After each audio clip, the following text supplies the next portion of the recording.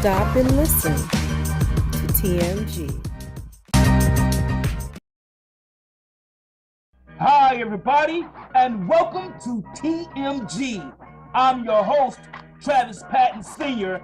I enjoy discovering and sharing real-life moments of inspiration from everyday people. And this show is about finding moments of inspiration for our everyday lives. And look, and if you're going to tell me something, then tell me something good.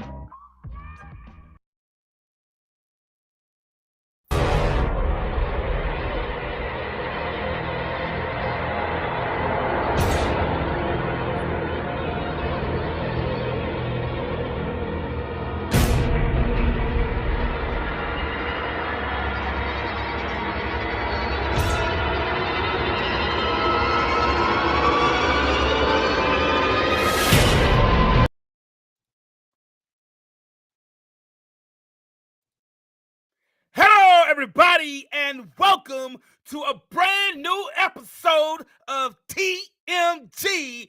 I'm your host, Travis Patton Sr.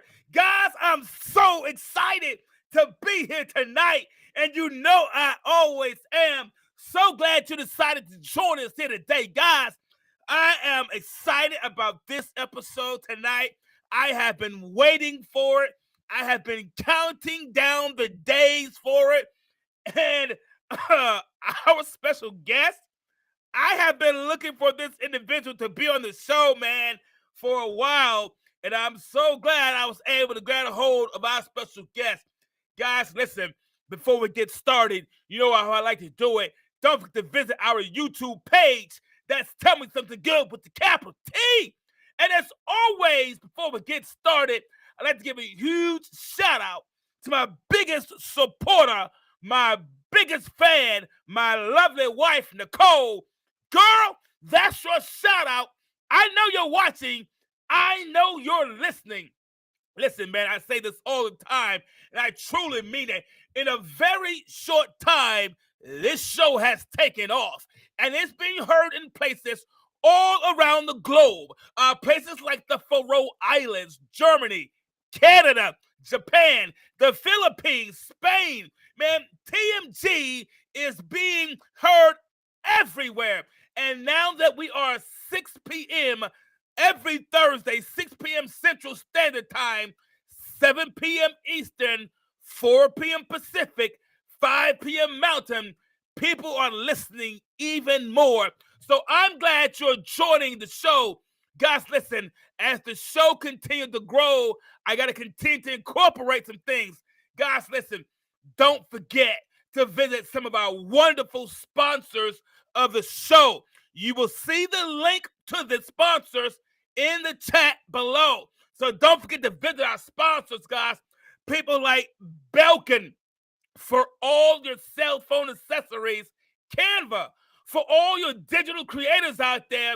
If you're going to say it with Canva. And did you know Canva also allows you to create your own web page? Yeah, that's right. I'm actually in the process of moving my web page to Canva. Didn't know that, did you guys? If you listen, and don't forget our other corporate sponsor is Walmart. Yeah, it's holiday time, and guys, it's that time for some great deals. Click on the links that you'll see in the chat. So you go ahead and visit those sponsors. Guys, real quick before we get into the show, I got some huge news. Listen, tonight's episode is the season finale of TMG. That's right, it's the season finale, season 3 finale. Tonight, right now, you are a part of the season finale show. And I wanted the season finale to be something big, something monumental, something huge, something that makes you go, that was pretty darn good. I want you to hear that about the show. Guys, tonight's show is absolutely amazing. And if you saw the video coming up to the show, if you saw the video, tonight's episode, guys, if you did not catch it, it's called On the Run. Yeah, On the Run. And I know that video, when you first saw it come on, was kind of intense, and it kind of had a little drama and a little fear behind it. But tonight's episode, guys, is called On The Run. And if you stay tuned, you'll know exactly why we're calling it that. Listen, I want you to imagine something for me, if you will. Close your eyes, or if you're driving, just look out the window or keep driving, or whatever you might be doing when you hear this. But I want you to imagine something, and this is real. Imagine this. Imagine going for a run in the middle of the night, and you're not running for health reasons, but because your life depends on it. Now, I know it sounds like something out of a movie, but it was an all too real moment for our guest today. When she was just 20 years old, she was a new mother, and because of political and social unrest, as a young mother and a young family, she was forced to leave her family, her loved ones, and her friends in her native country of Uganda. Tonight, we're joined by mother turned activist and survivor, Kiden Jonathan. Guys, I want you to give a huge TMG shout out for Kiden Jonathan. Let her know that you're glad she's here. Hey, Kiden, how you doing today? I'm doing great, Travis. What an introduction. You have all the energy, the vibe. I Thank love it. I'm super excited that you're here. So glad that you're here, Kiden.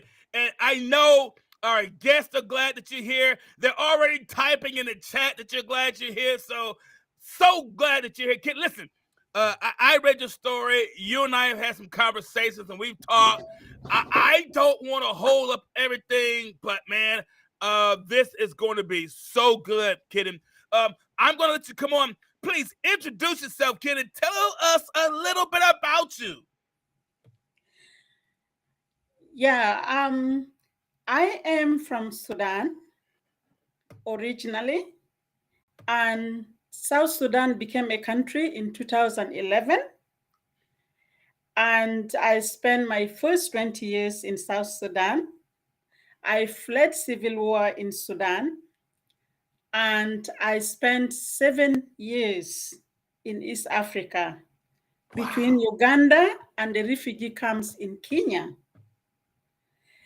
And that was before I could come to Canada.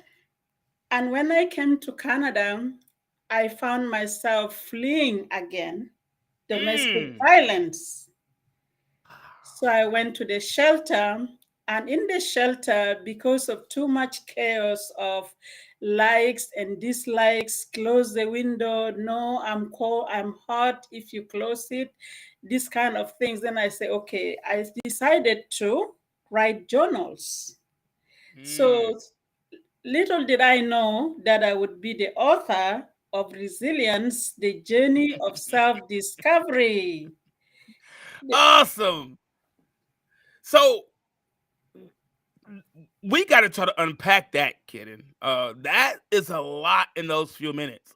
You said, Travis, I was in Sudan, between Uganda, over here, and I had to flee. And what was going on at the time where you had to flee? What was happening in your country?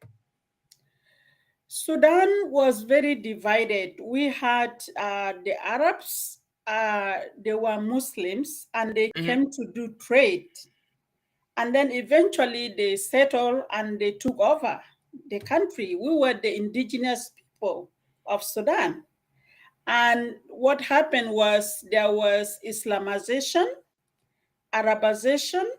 We Hmm. couldn't get books in English, books were in Arabic. And there was inequality in terms of wealth, employment, and education. So that's why the civil war happened. The leader, opposition leader, John Garang, was fighting for equality. Wow. So everything was in chaos. Everywhere. So what some people would think as a normal life was just chaos everywhere. From here, couldn't get books in the language you spoke, and everything else was just kind of in an upheaval. Am I right? Yes. Yes, everything was chaos. I think chaos is the best word to describe it. H- How was it trying to live day to day in something like that? How was it trying to live in that? I was very fortunate because my dad worked with organization, and the Mhm. organizations would offer them food, the employers, every month. So he was getting cornmeal for the family every month. Right. And we depended on that because we went out of food. We had a lot of money, but we couldn't buy anything. Oh my gosh. What Yeah, a so there was no food. That was really powerlessness and a lot of uncertainty. so guys, I don't know if you heard that. And a lot of us, we like to think, oh, if I have a lot of money, I'm fine. If I get a lot of money, I'm great. She said she had money, but she couldn't buy anything. So essentially, the money's worthless. Yeah, it was just worthless. There was no value. And if you find something, they want to take all the money you had for something little. Or Hmm. there was black market going on. I remember having a restaurant at 2 a.m. They opened the restaurant at 2 a.m. Hmm. because they don't want people to know that they have food or they are selling food. Oh wow. Oh wow. Yeah. Guys, I don't know if you're picking this up, guys, if you're hearing this, but what I'm hearing, Kitten, there are individuals who not just a tough situation, but people were taking advantage of the situation that people were in. They were taking Ex- advantage of it. exactly. Yeah. So some people are making more money while the most of the people are suffering. It's terrible. And it's always going to be, it's always, I kid you what I've learned, it's always going to be individuals who try to take advantage of a bad situation. Situation's already bad enough, and they will always try to take advantage of a bad situation. So here we go. You're in this situation there's turmoil everywhere. There's confusion everywhere, chaos everywhere. Political unrest, social unrest. No one can really get on. People taking advantage of people. Everything's going on. So your story, your story just was got me. Your story is nothing short of heroic. And you may have never heard anyone describe it as that, and you probably have. But your story is nothing short of heroic, because like most heroes, and the reason I say that is this: most heroes, when you think about people like the fictitious heroes like Batman or Superman, something terrible has to happen before the hero becomes a hero.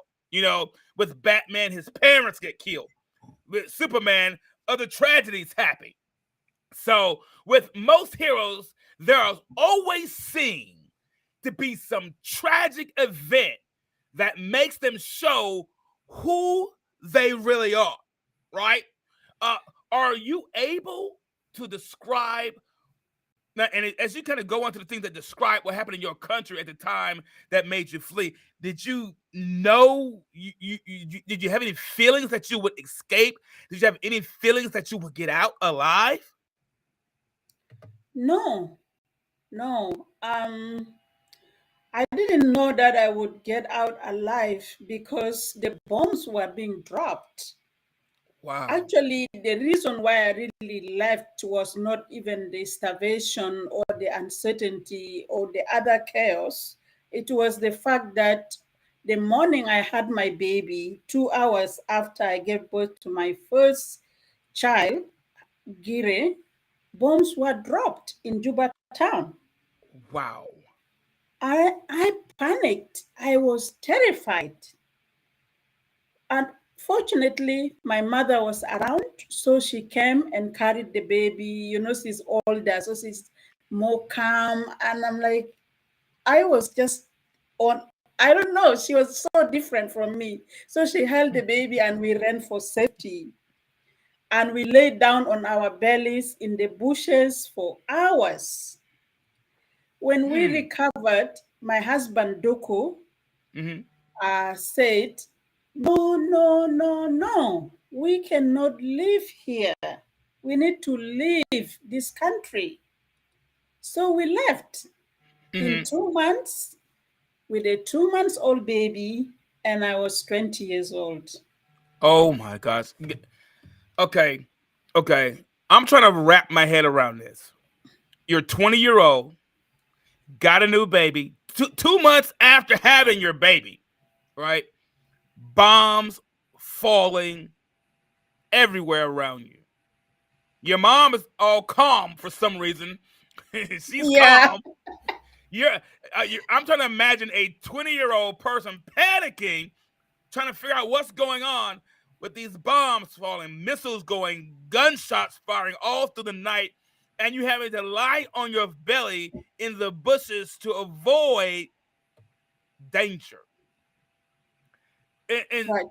so before you actually fled the country, you kind of was already on the run. Oh, yeah. I was already running, searching for food, running, searching for ways to get out of the country. Mm, Um, there was a lot of decisions to be made. But the good thing is, my husband was very creative, very active in his thinking. mm-hmm. So he was the one who filed the documents, and we had to actually do the follow up, even bribing people sometimes. Some people need money for you to even get to the office. Wow. So you mean so certain government offices you couldn't even access them without possibly offering a bribe to someone? No. Guys, listen, guys. I don't know about you, but this I told you this was going to be good tonight. I told you this is going to be really good. I told you she was a heroine. I told you she was a hero. Let me ask you a question. This is just me because Yes, go I want to ahead. know For sure. what are some of the things I can't even imagine. I can't even imagine. I have kids. I have one grandkid, and I can imagine. And all those out there who are parents, who are listening, grandparents, can you even imagine having to hide your 2-month-old child? What are some of the things that were going through your mind as a new mother? As a new mother, it was overwhelming to see the chaos of war falling in my face. I had a very time in that country. I enjoyed every moment of it. But just starting my family in that way, it shocked me. Mm, wow, wow. That uh, I can only imagine the emotions that had to be coming through to you. You went from being this high moment of your child being born, your first child being born, and that emotional high and excitement to all of a sudden, oh my God, terror, sudden terror, and sometimes. Kidding. Sometimes life can be that way. Sometimes one moment we're excited because something great is happening, and then we find ourselves on the run because something else is happening. It's taking us emotionally in the opposite direction, and I can't even begin to imagine all the emotions that you had to be feeling at that time. It had to kind of be a mirror of the commotion and the confusion that was going on around you. You had to be emotional, like, oh my God, what I'm gonna do? What I, I can't even imagine that. Kid in a cat. That's why I like the intro video. That's kind of a good way to really tell the story. But I can also say that I had a lot of support system. That's good. I'm the first of 9 children, and my siblings were having fun with their first niece. Oh, that's good. That's good. Yes, yes. So my daughter came like a miracle in that time, something to look at and just take our mind away a little bit. But at the same time, I was worried of leaving them behind because Exactly. the situation was not good. And I'm also leaving to something I don't know. Correct. Correct. Wow. Yeah. That fear of the unknown. That fear. Yeah, Whenever we are on the run, the biggest fear isn't what's all the time what's behind us. It's what is coming in front of us, and we have no idea what it is. I like that. It's true. Because you had no idea what to expect. You had a brand new kid. You had no idea what would go on. So so so fast forward. Okay, so we're in there. So fast forward. You've left the you left the you're in the refugee. You left the refugee camps, right? In the refugee camps. Yeah, when I left my country, Sudan, from the civil war, and then I Hmm. went to Uganda. So between Uganda and Kenya, the life is the same. So we just say refugee camp in general. But I have been in Kenya refugee camp before I came to Canada. Gotcha. So okay, I gotta ask you, what was that like? You got to unpack a little bit of that for us. What was that like? The refugee camps, because we see these things on the TV, we see them on the news, and you know, and we see them on movies. You lived it. I want to. What was it like? You got a brand new baby, and you got a husband still at the time. What was it like in those refugee camps? Um, Life was it is very interesting to say because I would say that the most poverty and the most struggle that I had was in Uganda before the refugee camp. So it Hmm. was a lot of poverty because we are foreigners. So when you're a foreigner, they charge you twice the price of any item that you buy. Are you serious? Yes, like pineapple, Hmm. for instance, if it's 1,000 Ugandan shillings, they tell you it's 2,000 because you don't speak their language. So it's in our best interest to learn to speak the language so you can pay the local price. Yeah, so before you start eating, you have to learn the language.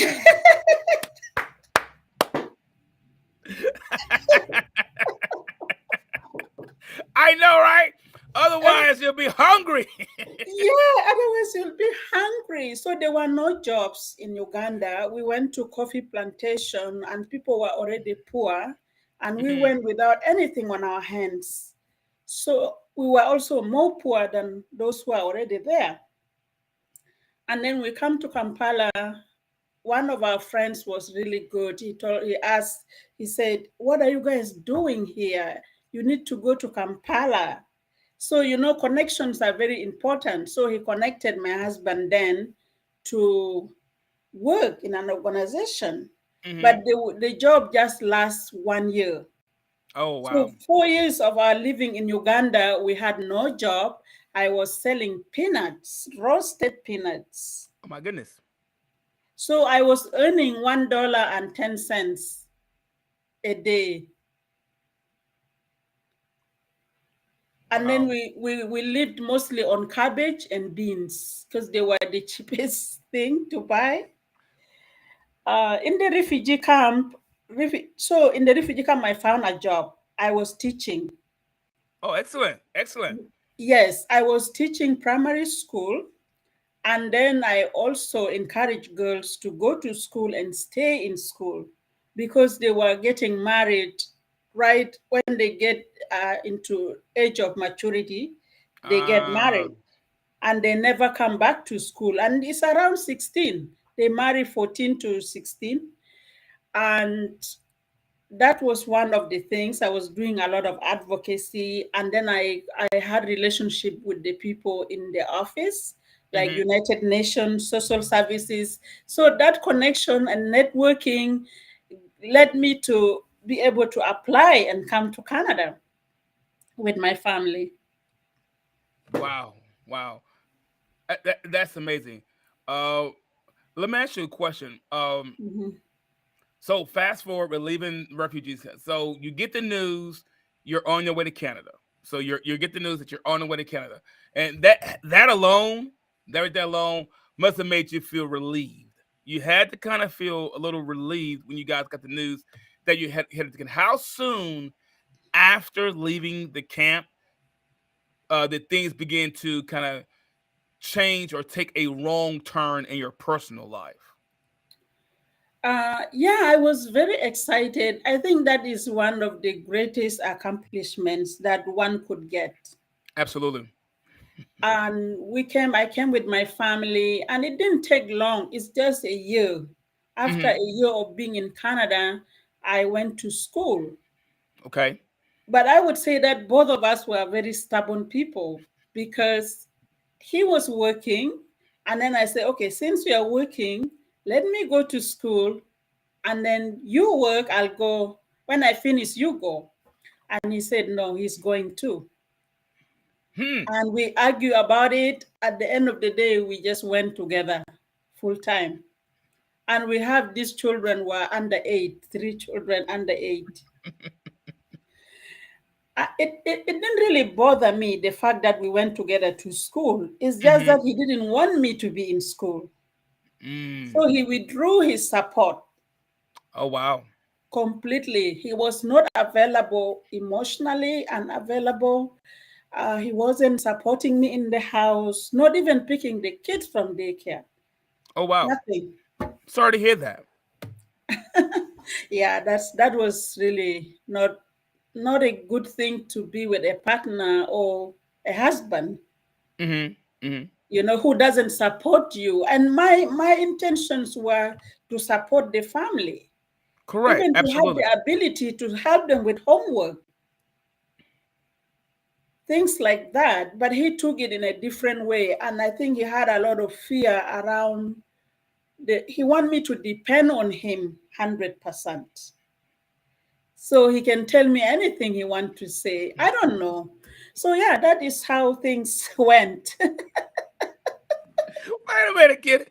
So, so you believe he kind of wanted you to just kind of take his word for everything, depend on him for everything, and you just kind of you just kind of did culture play a part of that? Where you guys were from, did culture play a part of that? Yes, culture did play part of that. Um, Gender roles are really very clear back home. Women sit women sit here, the men sit to the right side, and you don't interact. They always feel like if I'm with someone, that means I'm already a husband, a wife to that person. Right. Just some beliefs that are not healthy. But I would say that with him, he has a very unique characteristics Hmm. compared to people in his surrounding.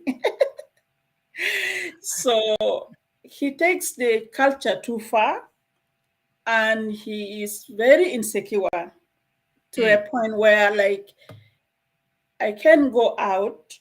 If I go to work, he would still call if I'm late for with 1 hour late or 30 minutes late. He will start calling. And it was affecting my work too, because they're like, why is your husband like that? You have to work. You're at work. She's I'm at working. work. Yes. Bringing the dollars.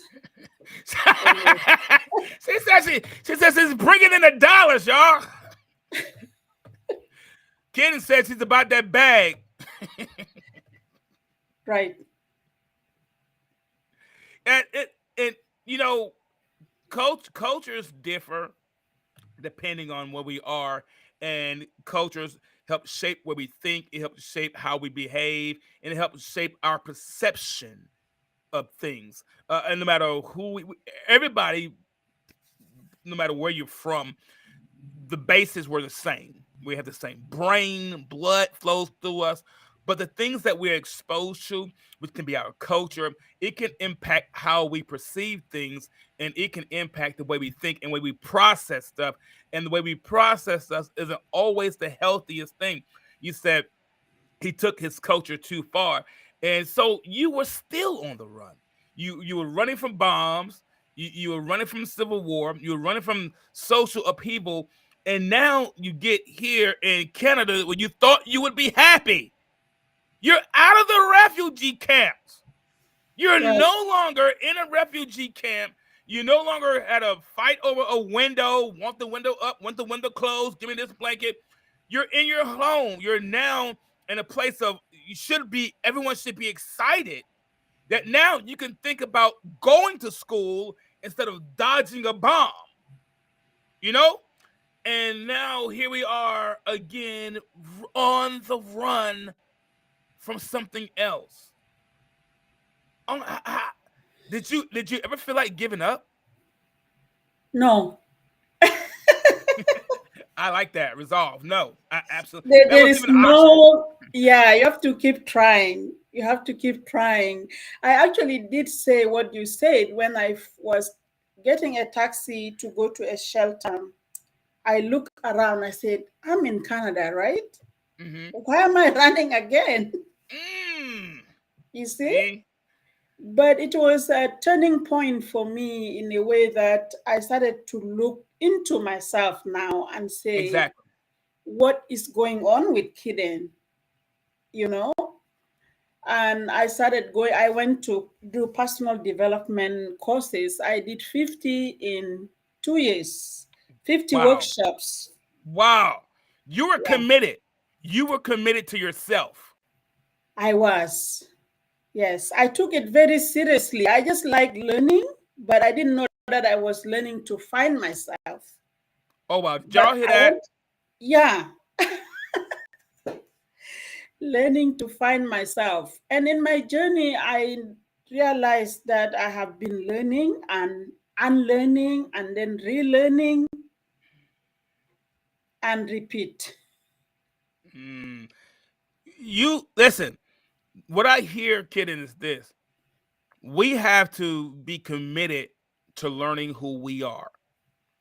It could have been easy for you to look at your experiences. It could have been easy for you to just accept what has happened in your life and say, this is who I am. That's not what you did. You committed to learning who you are, whether it meant reading some other books, going to some seminars, or whatever it was. You reached outside the box because you wanted to discover who you were. And Exactly. I asked, I said, "Do you ever think about giving up?" There wasn't even a second thought. You said, "Nope." There was no give up. There was no option. No, Absolutely, not even crossed my mind. Nope, not going to do it. Because what was you mhm, going to give up to? Just stay in the same thing? exactly. It's not worth it. I like that. So let me ask you this. So what has been through all this? You've had all these things, and I want to circle back to something. So what are some things that you like to share? There are people right now that's listening. There's people that listen. Guys, put something in chat. Say hello. Say hi, Kitten. Say what's up, girl. Something. Put something in chat. I know you're listening, and they'll go back and watch this, and they'll go back and listen. So I want you to add something to us. Add some value here. What are some things that you'd like to share with our audience that you learned about resilience? Because you are a strong, firm believer in the word resilience. We talked about it, your book speaks on it, and you're a firm believer in resilience. So, what are some things you'd like to share with our audience that you learned about resilience and what you learned about yourself through this ordeal? Yeah, the things that I learned about resilience, one is staying in the moment. Mm. I like to be in the moment because it helps me focus my mind. Because the last thing I want to lose is my mind. Oh my gosh, girl. That's a good one right there, kidding. Yeah, staying in the moment. And I also find that resilience has to do with persistence.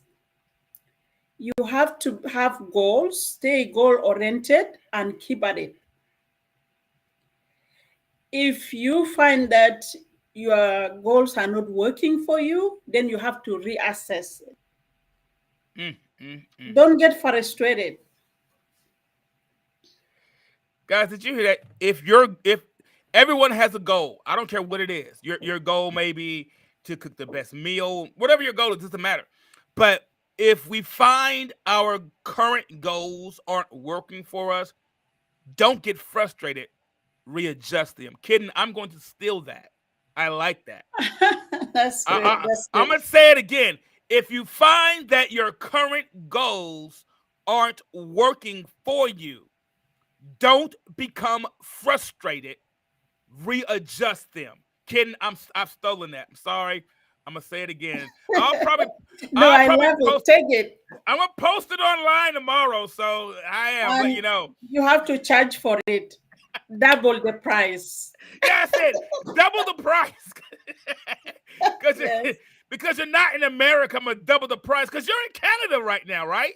Yeah, I'm in Canada, Toronto, Canada. See, you're in Toronto, Canada. So you're not in the States. So I'm because I guess I'm not in Canada. You're gonna double the price on me. Look at that, guys, already.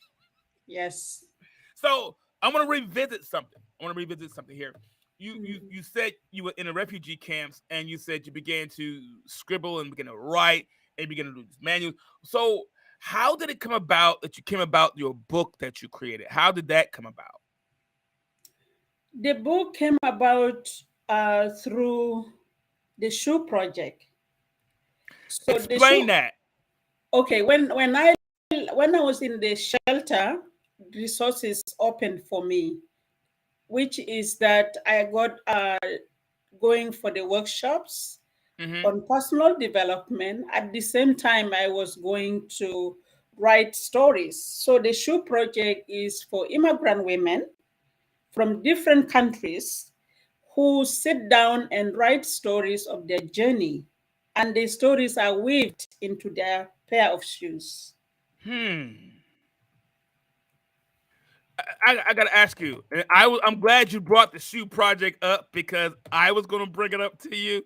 Uh, I know we Okay. didn't talk about it. I was gonna bring it up because it seemed very interesting when I was looking at it. And I was like, I gotta ask her about this. So the shoe project, is it about it trying to bring support to other women who are in similar situations? Yes, it was initially initiated by one of these ladies who is from Calgary, Mm-hmm. and her name is Catherine Govea. And what she wanted to do was to help new immigrant women learn English. Hmm. So for them to learn English, they need to tell their stories. Ah, I Right. like that. Hmm. I, I, That's how it started. And then from those stories of the shoe project, I wrote four stories with four pairs of shoes, and they turned into a book now, which is Resilience, the journey of self discovery. I know. Look what people are writing about you. I know you can see that. Look what they're writing about you. Someone says you're such an inspiration. Yeah, I know. Put those glasses on, kid. And I know. so she would like to ask you a question. When you're going through all of these obstacles, so Erica says when you were going through all of these obstacles, what was going through your mind, and how would you block the negative thoughts? She said, I seem to allow my thoughts and fears to stop me. So her question to you is, when you were going through all of this stuff, kitten, how did Yes. you block out all the negative thoughts? Because she says sometimes she allows her negative thoughts and fears hit her. How were you able to block those things out? I was have time to have negative thoughts. I was struggling to find food to eat. Oh wow. Yeah, and I had to make decisions on what to eat, how to split the dollar that I get in a day. Um, I would say that I was too busy to really focus on what was going on. It was just going through the motions. I don't know, it's that kind of. But when I go to the shelter, I find writing to be helpful, which is now the extension of what we discussed earlier. That it helps me to it's so grounding when Hmm. I'm writing, and it's also something you can do anytime, anywhere. So I Correct. find it really handy. And by the way, I wrote 30 journals as well. 30 journals. Yes, 30 journals. And when fast forward, COVID-19 hits, and they said go inside, you can come out. I said, I know I went through uncertainties, but nobody told me to go inside and not come out. And then, they never What told is me to never come out. They just made me come on. Jeez. Yeah. So I went into my drawers and then I got my journals and I typed them into the computer by categories. Mm. So journaling. So Erica, one of the answers what she's saying is journaling helped her deal with it. And I'm be honest with you, kidding, I journal. It helps me to process my thoughts. It helps me to process my day. If I'm feeling some kind of way emotionally, I journal. I write how I feel, and it helps me to process to those things much better than carrying around those things and waiting for something to trigger it and it explode. And then then everybody else is now a victim of what I've been carrying inside of me. So journaling, it doesn't work for everybody. We're not saying it is a cure all. We're not saying one size shoe fits everybody. But what we are saying is find something that can help you channel those emotions. Some people say it's video games. Some people say I go for a run, I go for a walk, I go for a swim, whatever. But find something where you can channel those things. Journaling helps you to process your thoughts. Sometimes when people go jogging, or they go to the gym, it helps them to think differently. It helps them to look at the things from a different perspective. Very good question, Erica. Very good question. Very good. So the shoe project is, and I know, guys, we can ready to wind it down, but the shoe project, is it still going on? Does it still exist? How can someone take part of it? Somebody may say, "Well, that sounds great." Is there ways someone can take part of that? What do we need to do to be a part of that if we wanted to? They are a little bit controlled because of the numbers they take. Is a small group, but a lot of stories that are very rich, and very few writers help them to edit their stories. So I think you can go to their website and check it out. Is it just the shoeproject.com? Is that it? Yeah, it's the shoe project. I'll email you the correct Awesome. website. If you email it to me, I'll post it. We'll be good. We'll be good. Yeah, for All right, so sure. guys, so she did some journaling, wrote a book. I think your book looks something like this. Am I right? Yes.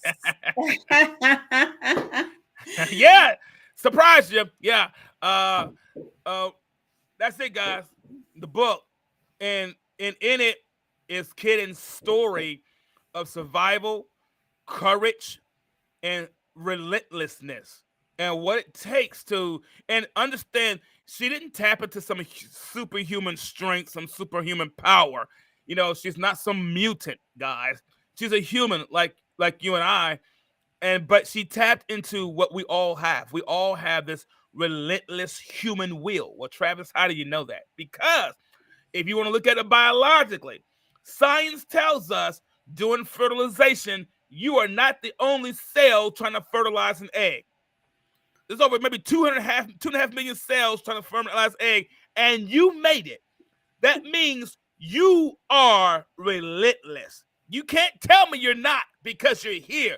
If you're listening to my voice, if you're watching this show, you are relentless. You have some tenacity about yourself.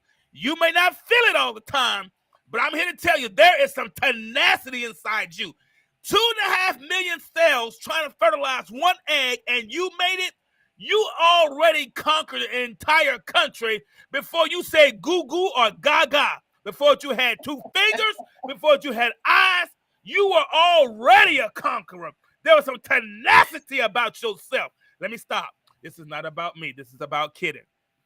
So there's some relentlessness in all of us, Kiden. And guys, listen, this is Kiden's website right here. Yep, I got it. This is a website if you want to know more about. Tell us a little bit about what you offer on your website, a little bit more about your book. Kiden, let them know how they can get it, what they need to do. Is it on just a paperback? Is it an audio book? Can we get it on Kindle? Tell us a little bit about the book. Okay, the book is on Amazon and is also on my website that you have just shared. And also, this book have comes in three forms. We have the hardcover book copy, and we have the paper cover box, and we also have digital form of the book. So the digital is actually really cheap, 4.99. So our young people can go and they can read. Even some older people also do like to read on the screen. So that would be good. In my website, I talk about the book itself and the intro, my own story. And then when you look down more, then you see what I have put there, how Mm-hmm. to get the book, and also you get to buy. Awesome. Guys, listen, I know that you've enjoyed tonight's episode. Kiden, we've enjoyed you. You and I, when we spoke earlier during our pre-call, we was like, geez, man, it's like we're just two friends talking on the phone. Like, geez, like we've been knowing each other all our lives. By the way, how's that grandbaby doing? He's doing good. All right, so is this your first grandbaby, right? I have two grandbabies Two now. grandbabies, and now the one we were talking about is a grandbaby, grandboy, right? They're all boys. All right. So the one you and I was talking about when your phone rang when we was talking, what? How old is that one? That one is 18 months.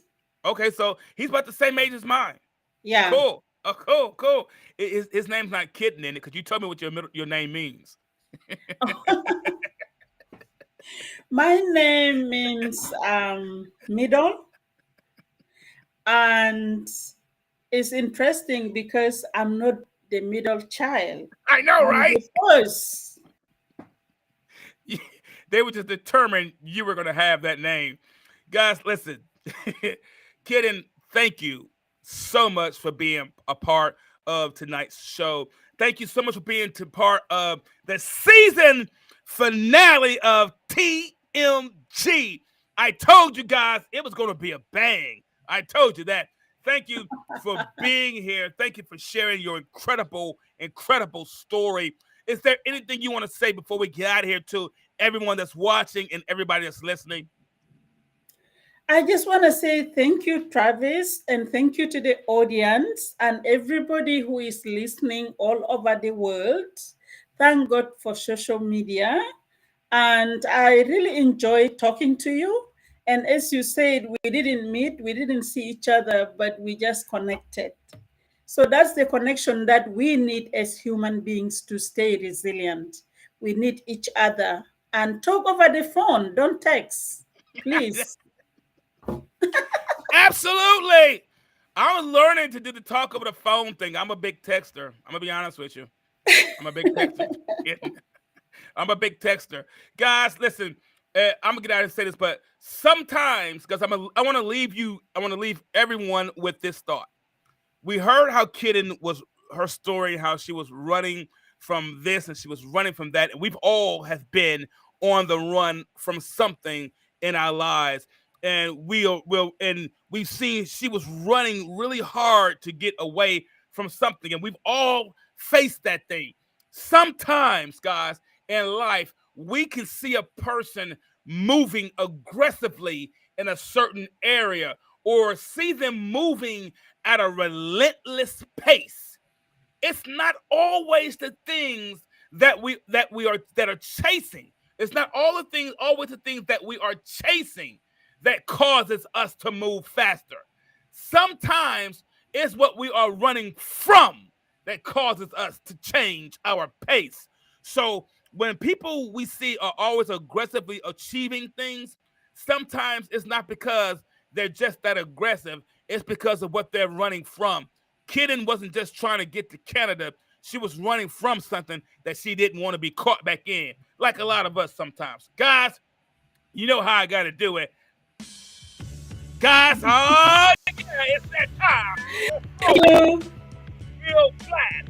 Don't forget to visit our YouTube page. That's Tell Me Something Good with the capital T. Don't forget to tune in right here each Thursday at our new time, 6 p.m. Central Time, 7 p.m. Eastern, to listen to the show. And don't forget to take the survey, guys, that's in the chat of today's episode. And you can stream your favorite episodes on your favorite streaming platform like Apple Podcasts, Spotify, Google Podcasts, Amazon Music, and so many more. Thanks for tuning in. And if you're going to tell me something, then tell me something good. I'm out of here. I got to go. Peace. Oh, the next season starts January, guys. The first Thursday, January. Put it on your calendar. You know how we do it.